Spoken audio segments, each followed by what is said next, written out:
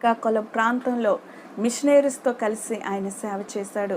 నాగావళి నది ఉంది కదా శ్రీకాకుళం జిల్లాలో, ఆ నాగావళి నదిలో ఇసుకలో కొన్ని గంటలు ప్రార్థన చేసేవాడు. ఆయన కొన్ని గంటలు ప్రార్థన చేసేవాడు.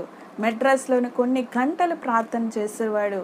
ప్రార్థనలోనే మోకాలు అరగగొట్టుకున్నాడు. ఆయన ప్రార్థనలోనే ఆయన మోకాలు మరి జీవితం కలిగి దేవునితో అంటకట్టబడ్డాడు, దేవునితో నిలిచాడు, దేవుని కోసం జీవించాడు.